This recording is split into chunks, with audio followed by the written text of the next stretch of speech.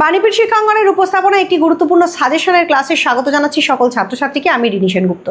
আজকের ক্লাসটা যারা তোমরা ক্যালকাটা ইউনিভার্সিটি স্টুডেন্ট রয়েছো এবং 4th সেমিস্টারে পড়ছো তাদের বাংলা অনার্স পেপার CC6 এর জন্য প্রযোজ্য।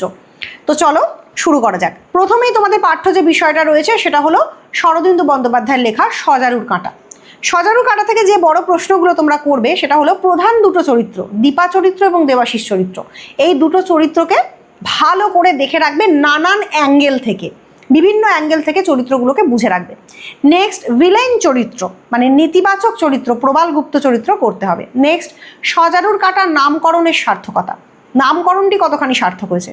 নেক্সট গোয়েন্দা কাহিনী বা রহস্য কাহিনী হিসেবে সজারুর কাঁটা কতখানি সার্থক হয়েছে, অথবা গোয়েন্দা কাহিনী বা রহস্য কাহিনী হয়েও সজারুর কাঁটা প্রেম কাহিনী হয়ে উঠেছে। বিভিন্ন অ্যাঙ্গেল থেকে প্রশ্ন আসতে পারে, এইভাবে করে রাখবে। মোটামুটি এই কটা কোয়েশ্চেন করলে এখান থেকে হয়ে যাবে। নেক্সট প্রফেসর শঙ্কুর ক্ষেত্রে বলবো, প্রত্যেকটা গল্পের কাহিনী বা গল্পটা যদি তোমরা জেনে যাও তাহলে তোমরা কিন্তু কমন পেয়ে যাবে। আমি বিশেষ কিছু উদাহরণ দিচ্ছি যে কোন ধরনের প্রশ্ন বেশি করে করবে। যেমন প্রফেসর শঙ্কুর কোন গল্পে মৃতদেহে প্রাণ সঞ্চারের কাহিনী আছে, সেই গল্পটা অবলম্বনে ব্যাখ্যা করো।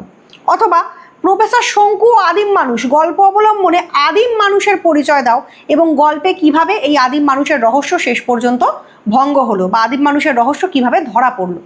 তো এই ধরনের নানান রকম প্রশ্ন পড়তে পারে।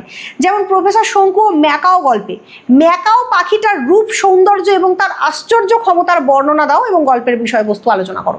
তো মোট কথা প্রত্যেকটা গল্পের কাহিনীটা, বিষয়বস্তুটা এবং যে গল্পে যে জিনিসটা ইম্পর্টেন্ট সেই জিনিসটা সম্পর্কে পরিচয় জেনে রাখতে হবে।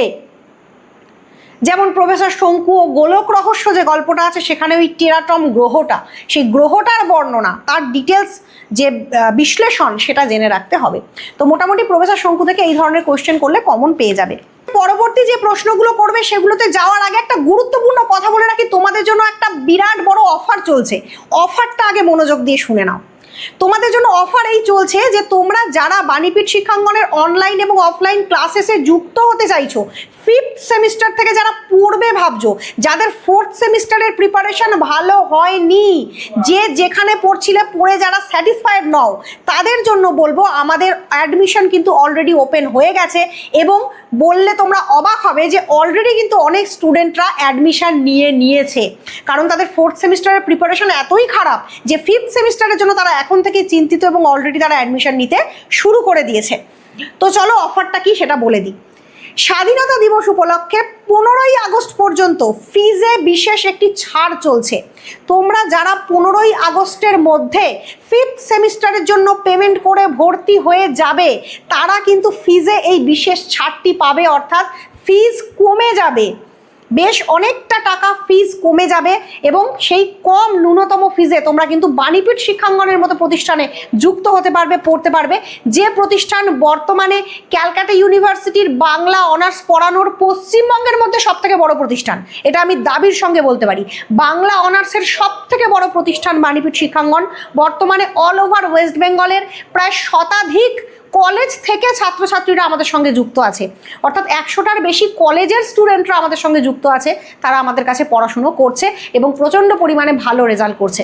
তো চলো চলে যাই পরবর্তী প্রশ্নে। নেক্সট হচ্ছে লীলা মজুমদারের সব ভুতুড়ে। এখান থেকে যে প্রশ্নটা করবে সেটা হচ্ছে লীলা মজুমদারের গল্পে ভূতের চেহারা নিপাট ভালো মানুষের মতো, অথবা লীলা মজুমদারের যে সব ভুতুড়ে গল্প সংকলনের প্রতিটা গল্প রয়েছে সেখানে সব গল্পেই ভূতেরা বন্ধু ভূত, সেইটা বিশ্লেষণ করে লেখো। নেক্সট প্রশ্ন, সব ভুতুড়ে গল্প অবলম্বনে লীলা মজুমদারের যে বৈশিষ্ট্য প্রকাশ পেয়েছে, স্বকীয় বৈশিষ্ট্য, তার নিজস্বতা, যেটা তিনি লেখার মধ্যে প্রকাশ করেছেন সেটা আলোচনা করো। এছাড়া প্রত্যেকটা গল্প, যে 15টা গল্প তোমাদের পাঠ্য আছে, প্রত্যেকটা গল্পের কাহিনী, গল্পটা কি রয়েছে সেই গল্পটা বা কাহিনীটা ভালোভাবে পড়ে রাখতে হবে, কারণ গল্প তুলে কাহিনী তুলে প্রশ্ন আসতে পারে। 5 নম্বরের প্রশ্নের জন্য টেক্সট খুঁটিয়ে পড়তে হবে। প্রত্যেকটি চরিত্রের নাম, যেমন সজারুর কাঁটাতে অনেক চরিত্র আছে, সেই চরিত্রগুলির নাম, কে কি করে, কার কি পেশা। প্রফেসর শঙ্কুর ক্ষেত্রেও প্রচুর চরিত্রের নাম আছে, তাদের নাম, কার কি পেশা, কার সঙ্গে কবে কার কোথায় দেখা হচ্ছে, স্থান কালের নাম, এগুলো খুব গুরুত্বপূর্ণ। এগুলো মনোযোগ দিয়ে করতে হবে। লাইন তুলে কিছু গুরুত্বপূর্ণ প্রশ্ন করতে হবে, সেই গুরুত্বপূর্ণ লাইনগুলো বুঝে পড়তে হবে যে কোন টেক্সটে কোন লাইনটা বেশি গুরুত্বপূর্ণ। তো সেগুলো যারা আমার কাছে পার্সোনালি পড়েছে তাদেরকে বলেছি, তাদেরকে সেই টিপসগুলো আরও বেশি করে শেয়ার করেছি। তো সব কিছু তো ছোট্ট ভিডিওতে বলা সম্ভব নয়, তো তোমরা এইভাবে করে পড়ো, আশা করছি তোমরাও ভালো রেজাল্ট করতে পারবে। পুরো টেক্সটটা খুঁটিয়ে খুঁটিয়ে পড়বে এবং ইম্পর্টেন্ট ওয়াইজ ধরে ধরে পড়বে, তাহলেই উপকৃত হতে পারবে। তো আশা করছি তোমাদের প্রত্যেকের পরীক্ষা খুব ভালো হবে। পরীক্ষার জন্য সকলকে জানাই অল দ্য বেস্ট বা বেস্ট অফ লাক। আজকের ভিডিওটা এখানেই শেষ করছি, ধন্যবাদ।